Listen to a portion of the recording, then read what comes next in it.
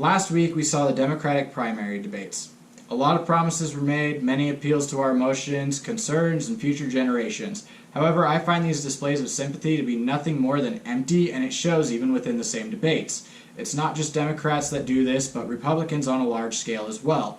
What really stood out to me most during the debates was on the second night, specifically having to do with Tulsi Gabbard. While I enjoyed her epic takedown of Kamala Harris, something about Gabbard bothered me, something I've seen over and over again and have experienced personally. That is that Gabbard was in large part ignored during these debates. The only reason she really shined through was because of her assault on Harris, which came towards the end of the debate after she had been ignored. Now, I am not a fan nor a supporter of Tulsi Gabbard. I find her to be a socialist who occasionally flirts with libertarianism in order to appear more moderate. But her and I do share one thing in common. We're both veterans of the Iraq War. Veterans have been largely ignored by our government, and that still continues to this day.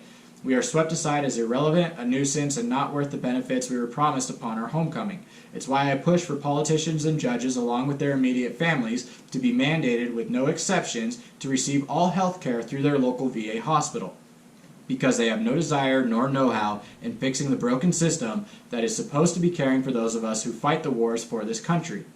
Because until they are also forced to deal with the consequences of their actions or inactions, they won't make any changes.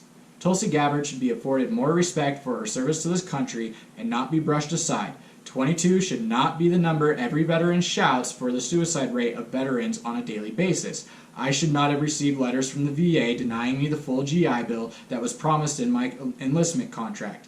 The government does not give two squirts of piss about us veterans. We all know it. Most people don't care about veterans as well. Like Idea and Ability said, the sign says support the troops, bring them home, no more innocent victims, but when a homeless veteran asks for spare change, you're too busy protesting to even listen. So if the veterans aren't cared about, then what in the hell makes you think the government is suddenly going to care about you? The guy who is nothing more to them than a vote or a revenue source through the mandated theft of taxation? They only care when it fits their agenda. I saw it with President Obama when he pardoned Bradley Manning and then paraded him around as a great whistleblower, completely disregarding that Manning was nothing more than a disgruntled asshole who blew clandestine operations, jeopardizing everything we were working on in order to obtain peace and stability in the Middle East. I know because I was in Iraq when that happened, and I had to deal with the cleanup and trying to save strategic relationships that had become compromised because of that asshole traitor who should be hanging from the gallows instead of appearing on the cover of Vogue magazine. Manning didn't reveal any great wrongdoing we had done in Iraq. Abu Ghraib happened before we got there, but Obama jumped at the chance to push his agenda to pull out of Iraq despite classified reports coming out at the time, like mine, that clearly stated we could not leave.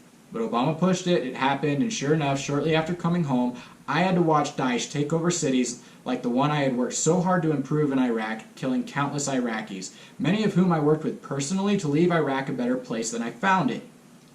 But I digress. The point is, they don't care about us veterans, they don't care about you. Black, brown, white, purple, blue, orange. It has nothing to do with skin color, it has everything to do with the fact that we aren't part of the political class. Veteran or civilian, they don't really care about us.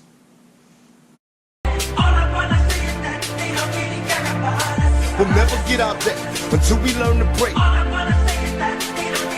We can